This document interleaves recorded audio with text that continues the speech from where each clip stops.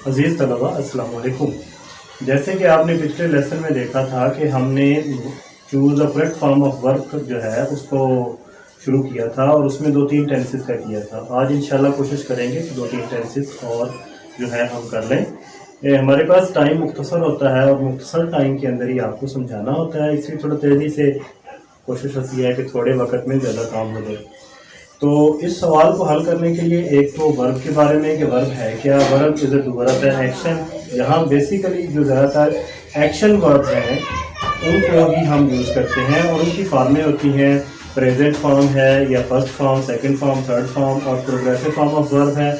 और इसके अलावा इसमें अहम जो चीज़ है वो जो सब्जेक्ट और वर्ब एग्रीमेंट है उसके हवाले से और हेल्पिंग वर्ब का इस्तेमाल जो है उस हवाले से, और थोड़ा टेंसेस के बारे में हमें पता है कि प्रेजेंट इंडेफिनिट टेंस में क्या स्ट्रक्चर है, सब्जेक्ट है, फर्स्ट फॉर्म है, ऐसे करके जो पास्ट इंडेफिनिट टेंस है उसमें सब्जेक्ट है और सेकंड फॉर्म का यूज़ है, और जो प्रेजेंट कॉन्टिन्यूअस या प्रोग्रेसिव टेंस है उसमें सब्जेक्ट और इज आर एम के साथ इन फॉर्म का इस्तेमाल करना है। और जो आज हम करेंगे ये है फ्यूचर इंडेफिनिट टेंस जिसमें विल शेल के साथ फर्स्ट फॉर्म का इस्तेमाल करना है। इसमें एक तो विल शेल का जो अगर हेल्पिंग वर्ब के तौर पे आए हैं तो आपको फ़ौरन पता चल जाएगा कि ये फ्यूचर इंडेफिनिट टेंस है, और दूसरा इसमें एडवर्ब ऑफ टाइम जो आखिर पे दिए गए होते हैं tomorrow, next day, next month, इससे भी अंदाज़ा हो जाता है कि ये फ्यूचर इंडेफिनिट टेंस है।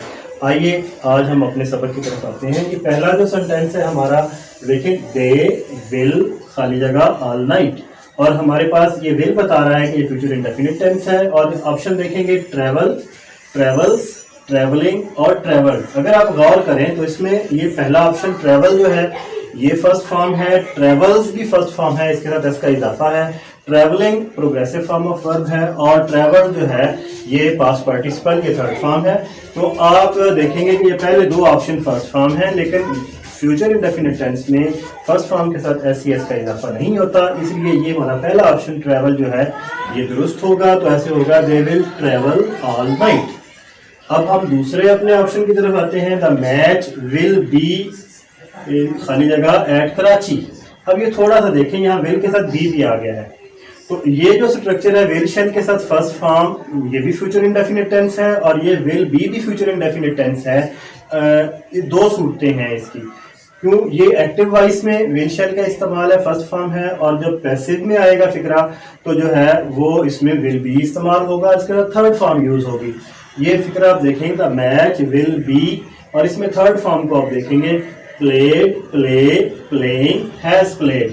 तो इसमें थर्ड फॉर्म, ये थर्ड फॉर्म है, ये यूज हुई है, और यहाँ पे ये हेल्पिंग वर्ब के साथ थर्ड फॉर्म है, लेकिन हमें चाहिए जो थर्ड फॉर्म सिंपल है उसके साथ हेल्पिंग वर्ब ना हो, तो यहाँ पे हमारे पास played, the match will be played at Karachi. तो यहाँ से ये कंसेप्ट भी आपका क्लियर हो कि कोई भी टेंस है उसकी दो शक्लें होती हैं, एक्टिव वॉइस और पैसिव वॉइस। एक्टिव वॉइस में जो सब्जेक्ट आपका होता है वो फ़ाल होता है, वो काम कर रहा होता है, और जो पैसिव वॉइस होता है उसमें सब्जेक्ट जो होता है वो गैर फ़ाल होता है, उसको मजबूरन इस्तेमाल किया जाता है। लेकिन मैच विल बी प्लेड, तो मैच खुद कुछ नहीं करता, उस पर काम हुआ, तो ये match will be played at Karachi. अब तीसरे ऑप्शन पे आएंगे तो देखें यहाँ पे फिर विल का इस्तेमाल है, ये क्वेश्चन है, और क्वेश्चन ये विल हमें बता रहा है कि ये फ्यूचर इंडेफिनिट टेंस है और इसमें भी फर्स्ट फॉर्म का इस्तेमाल होगा। ऑप्शन में आए तो देखें डू फर्स्ट फॉर्म है, डूइंग प्रोग्रेसिव फॉर्म है, डज भी फर्स्ट फॉर्म है और डिड, लेकिन यहाँ पे भी एस का इजाफा नहीं है, सिर्फ सिंपल डू लगेगा। What will you do at 4, what will you do at 4। अब आ जाए चौथे के ऑप्शन पे, आई शेल का इस्तेमाल है, विल और शेल आए तो फ्यूचर इंडेफिनिट है, तो इसमें भी फर्स्ट फॉर्म का ऑप्शन देखेंगे, ये मेट सेकंड फॉर्म है, मीट फर्स्ट फॉर्म है, मीटिंग प्रोग्रेसिव फॉर्म है, और हैव मेट जो है पास्ट पार्टिसिपल हैव के साथ, तो हमारे पास ये फर्स्ट फॉर्म है meet, I shall meet him next Monday. Next का लफ्ज भी हमें बताता है कि ये फ्यूचर की बात है, फ्यूचर इंडेफिनिट टेंस है। और आखिर में जो पांचवा है दे विद देम नेक्स्ट मंडे, इसमें हेल्पिंग वर्ब विल शेल नहीं दिया गया, लेकिन ये नेक्स्ट मंडे जो है पीरियड ऑफ टाइम ये हमें बता रहा है कि ये फ्यूचर इंडेफिनिट टेंस है, तो इसमें भी जो है वो फर्स्ट फॉर्म इस्तेमाल करेंगे, साथ विल का इस्तेमाल होगा। यहाँ ऑप्शन में विल का इस्तेमाल नहीं किया गया, यहाँ पे एक ऑप्शन में विल का इस्तेमाल होगा, they will play with them next Monday. ये मैं आपको एक तरफ यूज कर दूँ,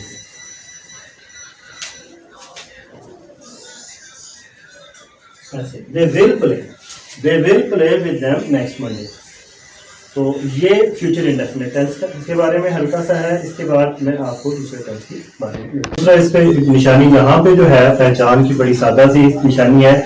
जिस सेंटेंस के अंदर सिंस और फॉर का इस्तेमाल हो, जैसे इस सेंटेंस के अंदर यहाँ पे ये फॉर का इस्तेमाल है, ही खाली जगह in the sun for an hour, तो यहाँ पे फॉर का इस्तेमाल किया गया है, ये फॉर का इस्तेमाल है। इस सेंटेंस में देखें शी खाली जगह इन दिस ऑफिस फॉर 7 years, यहाँ पे भी फॉर का इस्तेमाल है। इस सेंटेंस में आए देखें इट खाली जगह रेनिंग सिंस मॉर्निंग, यहाँ पे सिंस का इस्तेमाल है।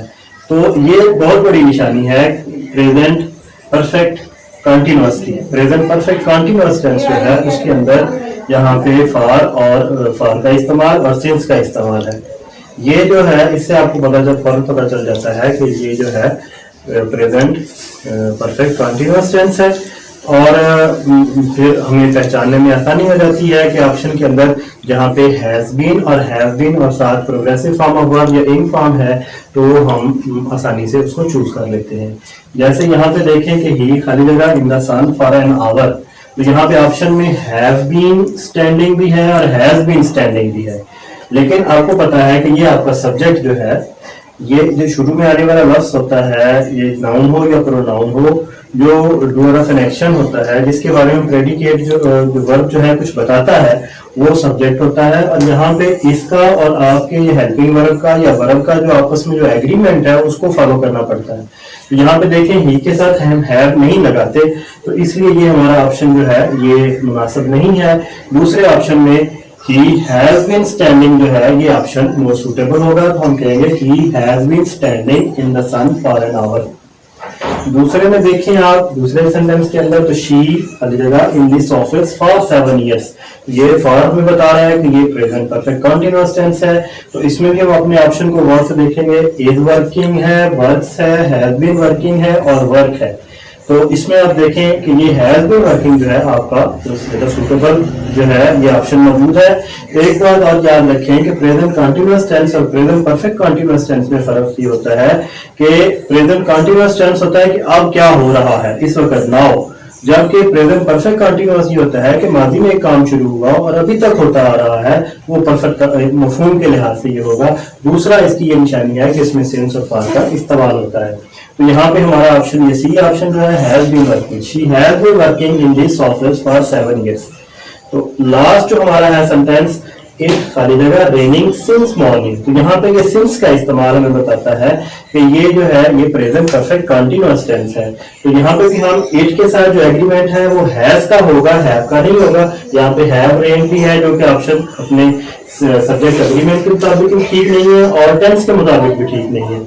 हैव बीन रेनिंग जो है इट के साथ नहीं होगा और यहाँ पे हैज बीन रेनिंग जो है ये आपका मोस्ट सुटेबल जो होगा करेक्ट फॉर्म होगी, it has been raining since morning. इस तरीके से ये आपका फ्यूचर नहीं होगा, ये आपका टेंस होगा present perfect continuous, present perfect continuous. अभी हमने प्रेजेंट परफेक्ट कंटीन्यूअस टेंस किया था। अब मैं आपको बताऊंगा कि जब कॉम्प्लेक्स सेंटेंसेस की सूरत में भी बाद औक़ात ये फ़िक्रे दे दिए जाते हैं, जिसमें यहाँ पे हम सबसे पहले पास्ट इंडेफिनिट टेंस और पास्ट कंटीन्यूअस टेंस को जो है मिला के जो सेंटेंस दिए जाते हैं कॉम्प्लेक्स सेंटेंस की सूरत में, उनको कैसे आपने देखना है और हल करना है। इसमें देखें पहला sentence, when you arrived at the bus stand, ये पहला हिस्सा है इस सेंटेंस का जो कि व्हेन से शुरू हो रहा है और इसमें सेकंड फॉर्म का यूज़ है। जब फिक्रे के अंदर दो हिस्से हों, कॉम्प्लेक्स सेंटेंस हो और एक में सेकंड फॉर्म का यूज़ हो, इसका मतलब ये होता है कि माजी में एक काम हुआ उसी वक्त दूसरा काम भी हो रहा था।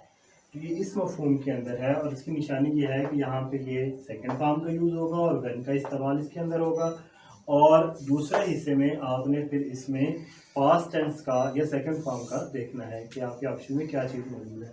When you arrived at the bus stand, who खाली जगह देयर, ऑप्शन में आप देखें वाज है, विल बी है, इज है, बी है। तो इन सब में से सिर्फ वाज जो है ये पास्ट टेंस है, बाकी कोई भी पास्ट टेंस नहीं है, तो इसमें हमारे लिए जो करेक्ट है वो वाज ही होगा। When you arrived at the bus stand who was there. दूसरा देखें, शमसा खाली जगह अ फिल्म, ये एक हिस्सा है जिसमें खाली जगह दी गई है, और दूसरा हिस्सा देखें when she heard the noise.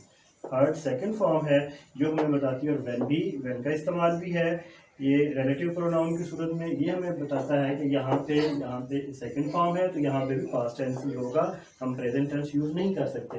तो देखें, एक हिस्से में अगर पास्ट इंडेफिनिट है तो दूसरे हिस्से में व्हेन के साथ, वाज वर्ब के साथ ing फॉर्म होगी। देखें, वाचेस पहले ऑप्शन में, इज वाचिंग, वॉच्ड और वाज वाचिंग, तो ये हमारा मतलूबा जो है ये ऑप्शन मौजूद है। Shamsa was watching a film when she heard the noise. और तीसरे में देखें सेंटेंस के अंदर, when I reached her home, पहले हिस्से के अंदर सेकंड फॉर्म का यूज़ है, दूसरे हिस्से में खाली जगह दी गई है शी और फ्लोर, तो इसमें भी हम देखेंगे व्हेन के साथ सेकंड फॉर्म भी है, तो इसमें हमें फिर वाज वर्ब के साथ ing फॉर्म देखनी है, शी के साथ वाज ing फॉर्म होगी। तो देखिए कौन सा ऑप्शन है, will have washed, has washed, will be washing, was washing, ये लास्ट ऑप्शन जो है आपका यहाँ पे करेक्ट होगा। और आखिरी सेंटेंस देखें, वही खाली जगह home when the accident awkward, तो यहाँ देखें यहाँ पे ऑकर्ड का लफ्ज़ सेकंड फॉर्म ऑफ है, यूज़ है, और व्हेन का इस्तेमाल भी है रिलेटिव प्रोनाउन का, तो इसमें भी आपको वाज वर्ब के साथ ing फॉर्म देखनी होगी, तो वही के साथ वर्ब ing फॉर्म होगी सब्जेक्ट एग्रीमेंट, वर्ब एग्रीमेंट के मुताबिक। तो देखें, कम, आर कमिंग, वर कमिंग, तो वही verb coming home when the accident awkward. तो इस तरीके से आप देखें कि ये हमने दो टेंसेस को एक ही सेंटेंस, कम्प्लेक्स सेंटेंस की सूरत में कैसे हल करना है। तो जिस तरह ये 3 सेंटेंस हैं, इनको आप इसकी प्रैक्टिस करें। जब तक आप प्रैक्टिस नहीं करेंगे ये आपके जो है ये इसमें आपकी परफेक्शन नहीं होगी। इस सिलसिले में कुछ जो अहम जो पेपर जिसमें आते हैं ये, वो हम आपको जो है वो इसी पेज पे सेंड भी कर देंगे। और इसके अलावा गवर्नमेंट की जो किताब है इस हवाले से पीटीबी की कंपोजिशन की, वो भी आप यूज़ कर सकते हैं, और बहुत सी हेल्पिंग बुक्स की हैं, और एक पैटर्न, एक सिलेबस तय है, उसी के अंदर से ये आपका पेपर होता है, क्वेश्चन होते हैं, आपको सिर्फ थोड़ा सा समझने की और उसको हल करने की ज़रूरत है। अल्लाह हाफ़िज़।